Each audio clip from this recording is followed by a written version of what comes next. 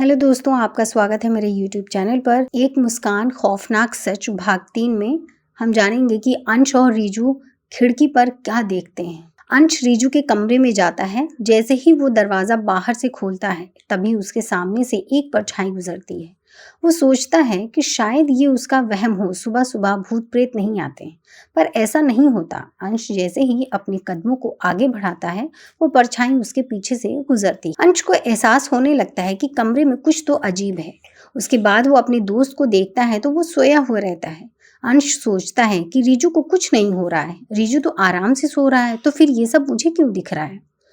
रीजू bed पर आकर अपने दोस्त को जगाता है। उसका दोस्त कहता है, मुझे मत मारो, मुझे मत मारो, तुम जो भी कहोगे मैं वो सब करूंगा, प्लीज मेरी जान छोड़ दो, मेरा पीछा मत पकड़ो, मैं किसी से कुछ नहीं कहूंगा। रीजू की बात सुनकर अंश कहता है, क्या हुआ मेरे दोस्त, परेशान क्यों हो रहे हो। रीजू नींद में ये सब बोल रहा था। अंश सोचता शायद ये नींद में है, मुझे लगता है ये कोई सपना देख रहा है। तभी अंश की नजर खिड़की पर पड़ती है। उसे फिर से वही परछाई दिखाई देती है।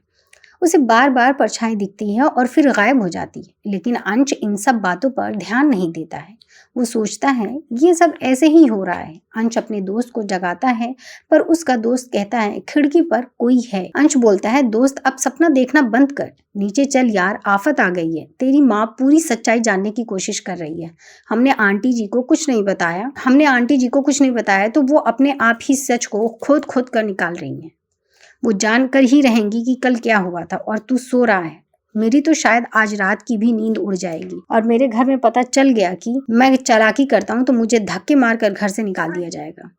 भाई तू उठ और अपनी माँ को संभाल या फिर उन्हें सच बता, उठ भी जा अब। अंश बार बार रीजू को ऐसी आवाजें लगाकर हिला डुला कर देखता है, पर रीजू बहुत गहरी नींद में सो रहा था। वो अंश की कोई बात नहीं सुनता। अंश कहता है, कैसे सो रहा है, जैसे पूरी रात जगराता किया। मैं बेवकूफ हूँ, इतनी देर से बोले जा रहा हूँ और ये टस से मस नहीं हो रहा है। अंश रीजू को अपने हाथों से उठाकर बोलता है, उठ जा आलसी, कब तक सोता रहेगा, मौत के फरिश्ते हमारी राह देख रहे हैं। तेरी माँ यमदूत से कम नहीं है, बोल रही है कि अगर सच्चाई नहीं बताए तो डॉक्टर से पूछ लूंगी, और इतना ही नहीं, रेलवे स्टेशन पर भी जाऊंगी। रेलवे स्टेशन पर आंटी जी पहुंच गई तो कल की वारदात का सारा पता लग जाएगा। किस तरह से रीजू को बिना वॉशिंग पाउडर के लोगों ने धोया, कैसे मैंने तुझे बचाया, फिर लोगों ने मुझ पर भी हाथ साफ किया। अंश की बात अब रीजू के कानों में सीधा पड़ रही थी। वो अब थोड़ा नींद से जग चुका था क्योंकि अंश ने उसे हाथों से पकड़ा हुआ था, लेकिन बीच बीच में उसकी आंख लग रही थी। वो अंश से एक ही बात बोल रहा था, खिड़की पर कोई है। लेकिन अंश रीजू की इन सारी बातों को नजरअंदाज कर रहा था। अंश रीजू को सारी कहानी बता रहा था। अंश बता रहा था, भाई नीचे चल, आंटी जी को पूरी बात बता, तू नींद में सपने देख रहा है, तेरे लिए सपने बहुत जरूरी है ना, सपने देखने में बिजी है, मेरी कोई बात सुन ही नहीं रहा है, सपनों का ट्रेलर बताया जा रहा है, बस मैं और मेरी बातें फालतू लग रही है, तुझे तो मैं बाद में देखता हूँ। आज अगर तेरी वजह से मेरे घर वालों ने सवालों से मुझे परेशान किया तो मैं तुझे छोड़ने वाला नहीं, फिर देखना तेरा क्या होगा। खुद मुसीबत में पड़ता है और मुनाफा मेरा भी हो जाता है, मैं भी तेरी गलतियों में शरीक हो जाता हूँ। क्या ये सारी बातें अच्छी लगती है तुझे, जब मैं तुझे हर चीज से सेफ रखता हूँ। तुम तेरा भी फर्ज है तो दोस्ती में मेरा भी साथ दे। नीचे चल, आंटी जी को दोनों मिलकर सारा सच बता देंगे। पर यार ये सारी बातों में बेइज्जती हमारी ही है, सब घर वाले क्या सोचेंगे कि हम लड़की को छेड़ रहे थे, और ये बात छुपाई तो आंटी जी खुद पता कर लेंगे, नहीं तो रेलवे स्टेशन की अप्सरा की कहानी दूर दूर तक फैल रही है, कहीं ना कहीं से आंटी को इस बात का भी पता चल ही जाएगा। इससे अच्छा तो यही है कि तू खुद ही अपने इस सुंदर मुंह से सारी कहानी आंटी जी को बता दे, बाकी मैं संभाल लूंगा, तू बस हिम्मत करके बोल दे भाई। सोच, अगर उन्हें बाहर से पता चला तो कितना बुरा लगेगा, हम अपने घर वालों की नजर में गिर जाएंगे। और मैंने आंटी जी को बता दिया कि कल चोर को पकड़ा तो ये सब चोट ओट लग गई, पर उन्हें ये नहीं पता कि वो चोर तू ही था। खैर अब जो हुआ सो हुआ, जो सच है अपनी माँ को बता दे, बाकी तू डरना मत, मैं सब कुछ अच्छे से समझा दूंगा। वैसे तो आंटी जी के सामने मेरी एक भी बात नहीं चलती, पर फिर भी कोशिश करूंगा, लेकिन मेरी कोशिश तब कामयाब होगी जब तू नीचे चलेगा। उठ जा अब और हाथ मुंह धोकर नीचे आ जाना, मैं तेरा वेट कर रहा हूँ। अंश बार बार रीजू को अपनी बातें समझा रहा था, पर रीजू कभी जागता कभी नींद में चला जाता। रीजू ने अंश की हर एक बात सुनी। अंश कहता है, अब बार बार आंखें बंद मत कर, आगे बढ़, माँ को सब कुछ बता, सच्चाई बता, मैं तेरा साथ दूंगा। अंश अपनी बातें बोले जा रहा था, लेकिन रीजू कभी जागता कभी सो जाता। मेरी जान पर बन रही है और तू यहाँ पर नींद खींच रहा है।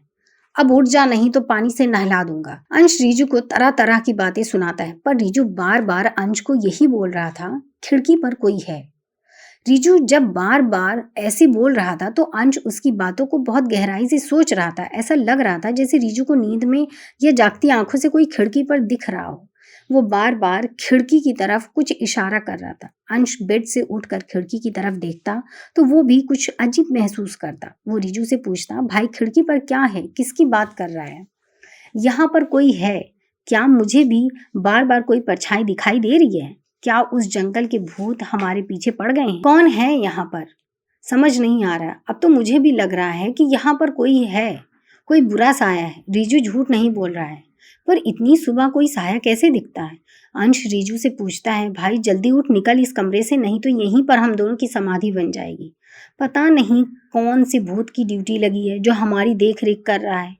दिन में भूत प्रेत आ रहे हैं, इसका मतलब मॉर्निंग शिफ्ट चल रही है।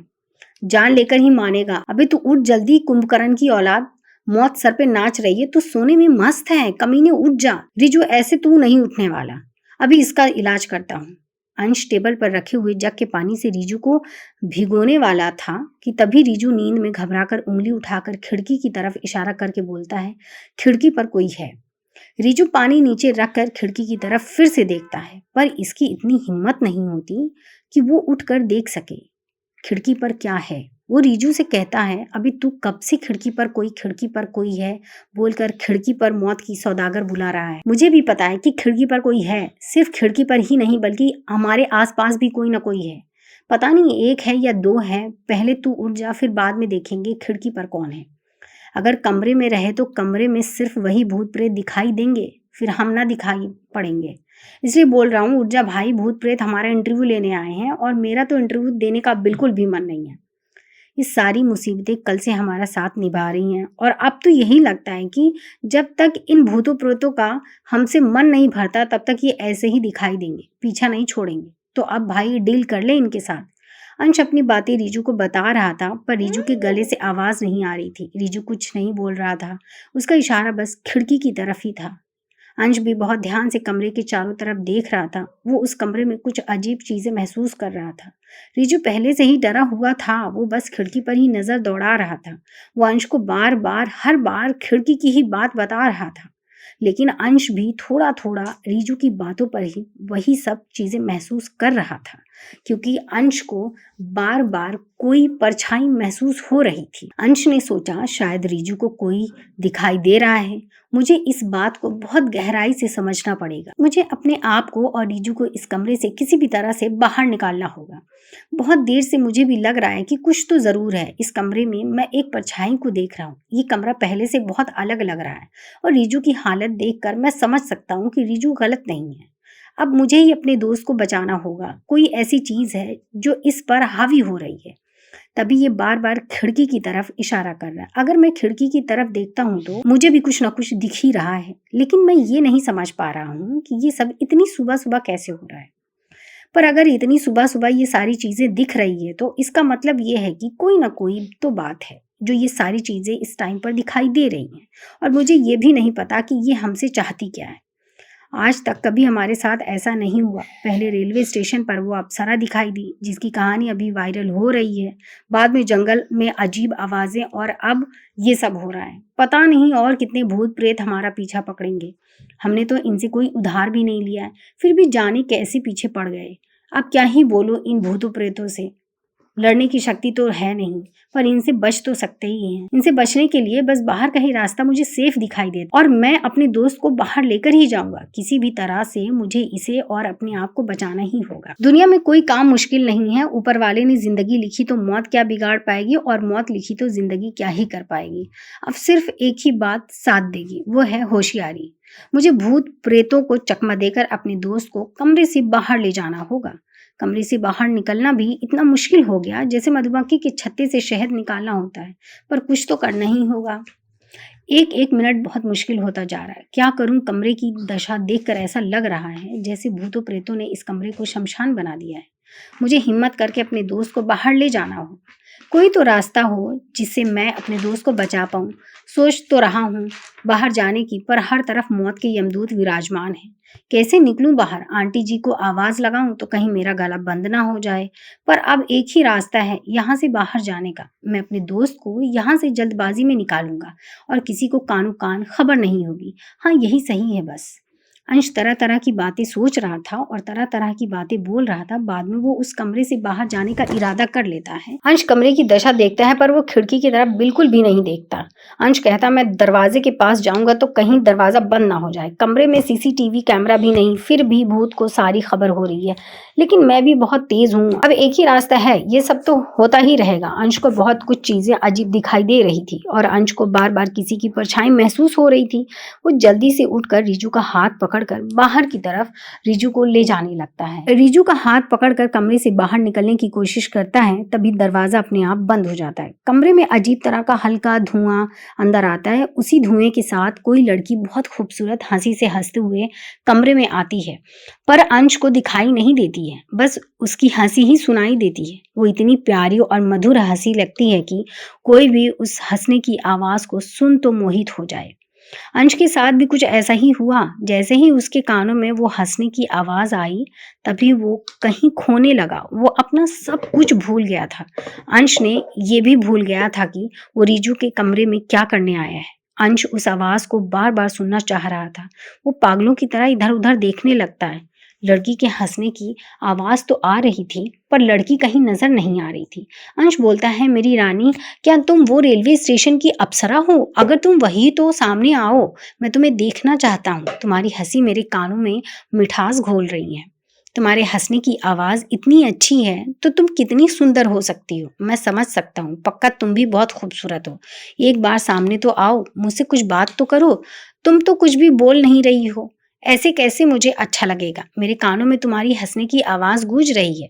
तुम्हें देखने के लिए आंखें तरस रही है। इतनी सुबह सुबह इतना खूबसूरत तोहफा मिलेगा मैंने तो सोचा भी नहीं था। अब मुझसे रहा नहीं जा रहा, जल्दी से मेरे सामने आओ। मैं पागल हो रहा हूँ, मुझे बहुत कुछ हो रहा है। दिल निकल कर बाहर आने वाला है। अपना दीदार दो मेरी जान, मुझे और मत तड़पाओ, नहीं तो मैं मर ही जाऊंगा। अंश वो सब बातें बोल रहा था जो वो बोलना भी नहीं चाहता था। थोड़ी देर बाद अंश ऐसे लगातार बहुत तरह तरह की प्यार भरी बातें बोलता है और पागलों की तरह छटपटाने लगता है। जिस लड़की के हंसने की आवाज उसे पागल बना रही थी, वो उसे देखने के लिए पूरी तरह से पागल होता जा रहा था। उसकी बेचैनी बढ़ती जा रही थी। अंश अपना आपा खो बैठा था। वो बार बार उस लड़की को तरह तरह के कमेंट पास करके अपने सामने आने के लिए पुकार रहा था, लेकिन वो इस बात से अनजान था कि ये सब उसके लिए बहुत घातक सिद्ध होने वाला था। उसे बार बार उस लड़की के हंसने की आवाज आ रही थी और वो बार बार उस लड़की के हंसने की आवाज को सुनकर मंदमस्त हो रहा था। उसे लग रहा था कि जिसकी हंसी इतनी खूबसूरत, तो वो कितनी खूबसूरत हो सकती है। अंश ये सब अपने आप नहीं कर रहा था। उसे उस लड़की को हंसी का सुरूर छा रहा था। वो जो नहीं करना चाहता वही सब उससे हो रहा था। ये सब करना कितना सही था और कितना गलत, ये सब बात का अंदाजा लगाना भी बहुत मुश्किल होता जा रहा था। पूरा कमरा एक खौफनाक मंजर की तरह लग रहा था। हल्का हल्का धुआं, ऊपर से अंश के लिए मौत का कुआं। अंश ने जब उस लड़की के हंसने की आवाज को एक बार सुना तो बार बार सुनने के लिए इच्छुक हुआ। अंश ने अपने कदमों को आगे बढ़ाया। खिड़की की तरफ उसे किसी का साया नजर आया। अंश खिड़की की तरफ गया। पीछे से उसे रीजू ने आवाज लगाई। रीजू बोला, अंश तो यहाँ पर कब आया? रीजू सोकर उठ गया था। अंश कुछ सहमा हुआ सा लग रहा था। कमरे में सब कुछ एकदम नॉर्मल पहले की तरह हो जाता है। रीजू कहता है, तू वहाँ खिड़की पर क्या कर रहा है? भाई आज तो कमाल है, सुबह सुबह सूरज मेरे कमरे में दिखाई दे रहा है। अब भूत बनकर वहाँ क्या खड़ा है? इधर मेरे पास आ। अंश अपने आप को रिलैक्स कर लेता और रीजू के पास आता है। रीजू कहता है, कम से कम मुझे बता तो देता तो मेरे रूम में है और खिड़की पर कौन सी हसीना को ढूंढ रहा था भाई? हाँ समझा, तुझे मेरी फिक्र हो रही होगी इसलिए तू मुझसे मिलने आ गया था। मैं सो रहा था, तूने जगाया भी नहीं। चल अच्छा है यार, ऐसा दोस्त भगवान सबको दे। रिजू सोचता है क्या मैं अंश को बता दूं कि मेरे साथ क्या क्या हुआ है, क्या क्या मैंने महसूस किया, सारी बात बता दूं। पर क्या फायदा, ये कमीना मजाक बनाएगा, मेरी एक भी बात ठीक से सुनता तो है नहीं। कोई बात नहीं, फिर भी जो मेरे साथ हुआ वो इसके साथ भी हो सकता है, इसलिए मैं इसे सारी बात बताऊंगा, पर मैं बाद में बताऊंगा। अगर मैंने अभी इसे सब कुछ बताया तो बेचारा का पूरा दिन खराब चला जाएगा। मेरा दोस्त भी मुझसे कहेगा कि क्या मनहूस खबर सुना दी सुबह सुबह, लेकिन मैं बाद में इसे सब बताऊंगा। रिजू इतना सोच ही रहा था कि अंश उसे कहता है, रिजू तू कब से चिल्ला रहा था कि खिड़की पर कोई है, खिड़की पर कोई है। भाई क्या देख रहा था तुझे खिड़की पर, भाई क्या तुझे दिख रहा था खिड़की पर। रिजू कहता वो सब बातें बाद में होगी, अभी तू आराम से नीचे चल, नाश्ता कर। अंश कहता है भाई कोई नाश्ता करने के चक्कर में लगा हुआ है और तू नाश्ते की बात कर रहा है। तुझे पता है मैं तेरे कमरे में किसी अजीब सी परछाई को महसूस कर रहा हूँ, और इतना ही नहीं, मुझे बार बार किसी के हंसने की आवाज आ रही है, पर पता नहीं ये सब क्यों हो रहा है। सुबह सुबह यहाँ पर ये सब चीजें दिखाई दे रही है, लेकिन हमसे चाहती क्या है ये नहीं पता। लेकिन अभी तक ये सिर्फ दिखाई या महसूस ही हुई है, इन्होंने कोई नुकसान नहीं पहुंचाया। अंश की बात सुनकर रिजू कहता है, इसका मतलब ये सब तेरे साथ भी हो गया, और ये सब तेरे साथ हुआ है तो मेरे घर में भी किसी के भी साथ हो सकता है। ये तो बहुत बड़ी परेशानी हमारे पीछे पड़ गई है। फिर रिजू अंश को जंगल से लेकर उसके कमरे तक की सारी कहानी उसे बताता है। रिजू की कहानी सुनने के बाद अंश कहता है, तुझ पर हमला भी हो चुका है भाई, अब तू संभल कर रहना। लेकिन मैं अभी भी जो हुआ वो बात कर रहा हूँ, इसका मतलब वो आत्मा चुड़ैल डायन जो भी है बस अभी डराना ही चाहती है, आगे वो बहुत कुछ करना चाहती होगी। पर क्या ये वही लड़की है जो रेलवे स्टेशन पर मिली थी, या जंगल में कोई बला हमारे पीछे आई है। कुछ भी हो सकता है, पर हमें संभलना होगा भाई। रिजू अंश को बताता है, कल रात किसी ने मेरे साथ अजीब तरह की हरकतें किया, मेरा हाथ दबाया और मुझे मेरे ही बेड पर फ्रीज कर दिया। और मैं किसी लड़की की आवाज़ भी सुन रहा था, वो बोली कि मुझे रेलवे स्टेशन पर छोड़ दिया, और मैं जंगल में पीछे मुड़कर भी नहीं देखा।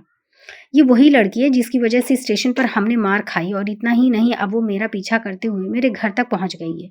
मुझे बचा ले मेरे यार, वो मुझे मौत की सजा देना चाहती है।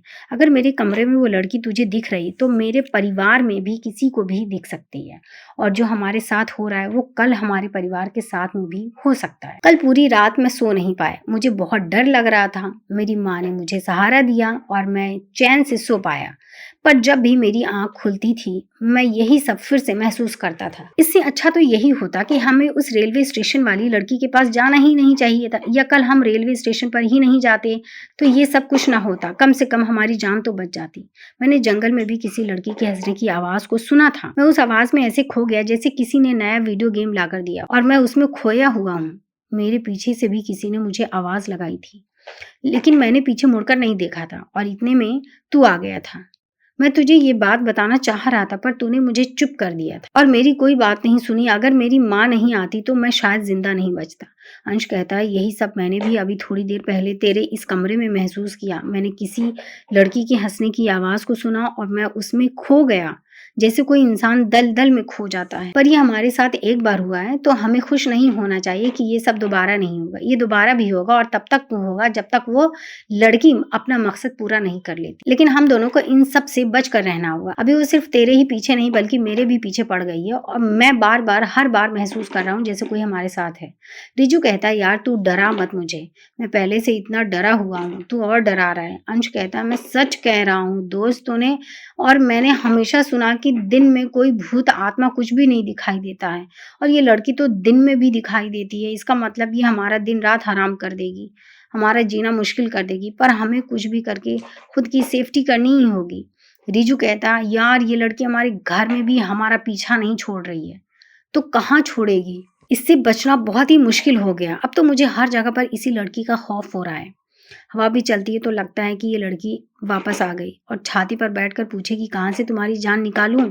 अंश कहता है, तू घबरा मत, हम दोनों मिलकर कुछ ना कुछ कर लेंगे। रिजू कहता, भाई घबराने के अलावा कुछ नहीं बचा है, तेरे पास इसका कोई तोड़ है तो बता। पर तू क्या तोड़ बताएगा, तू तो खुद भी टूटा हुआ बैठा है।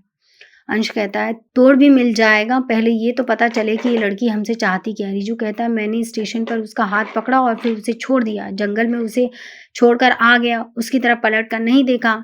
बस इन्हीं बातों से नाराज होकर वो मेरी जान लेना चाहती है, और क्या चाहेगी। अंश कहता है नहीं यार, बस इतनी सी तो बात नहीं हो सकती, क्योंकि अगर इतनी सी बात होती तो अब तक वो मुझे तुझे मारकर अपनी नाराजगी भी दूर कर लेती, पर वो मुझे भी दिखाई दी तो इसका मतलब ये है कि वो कुछ और ही चाहती है। रिजू अंश से पूछता है ठीक है भाई, फिर तू ही बता दे वो क्या चाहती है। अंश कहता है अभी तो मुझे भी नहीं पता कि वो क्या हमसे चाहती है। रिजू कहता है तू तो पागल है, वो मुझे मारने के लिए कह चुकी है, और वो क्या चाह सकती है, वो मेरी जान लेना चाहती है। तुझसे क्या चाहती है तू खुद पूछ लेना या वेट करना, वो खुद ही बता देगी। मैं तो बेचिंता हूँ क्योंकि मुझे तो वो बता चुकी है, वो मेरी जान लेना चाहती है। अब तेरी एक्साइटमेंट तेरे साथ है, सब्र का मीठा फल होता है, तुझे भी जल्दी पता चल जाएगा कि वो तुझसे क्या चाहती है। अंश कहता है यार तू कॉमेडी मत कर मेरे साथ, मैं तुझे तो बता चुका हूँ, वही सच है। अंश और रिजू को फिर उस लड़की की तेज हंसने की आवाज आती है। दोनों एक दूसरे का मुंह देखते हैं और अपने कानों पर हाथ रख लेते हैं। अंश कहता है अब तो तू भी सुन रहा होगा ना इस आवाज को। रिजू घबराते हुए कहा हाँ भाई हाँ। अंश कहता है कानों से हाथ मत हटाना, क्योंकि ये आवाज कानों में पड़ती है तो इंसान खो जाता है। शैतान से लड़ने की शक्ति हमारे अंदर नहीं है, पर इनसे बचने की शक्ति जरूर है हमारे अंदर। तो एक काम कर, अभी अपनी माँ से बचने की शक्ति का यूज कर ले भाई। तूने सुना था ना सब जो मैंने तुझे बताया। रिजू कहता है हाँ भाई, मैंने सब कुछ सुन लिया, चल अब माँ को सच बता देते हैं, और थोड़ा तू अपनी तरफ से संभाल लेना। अंश कहता है ठीक है भाई, फिक्र मत कर, मैं सब संभाल लूंगा, बस तू जाकर पूरा सच माँ को बता। दोनों दोस्त आपस में माँ को पूरी सच्चाई बताने का फैसला कर लेते हैं और दोनों नीचे माँ के पास जाते हैं।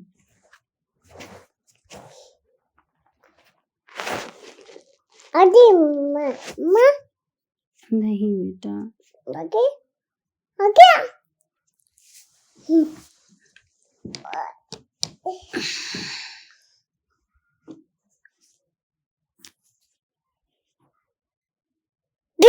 पापा पापी रही दाई नहीं बेटा रुक जा। ये रही दाई हाँ दाई दाई दाई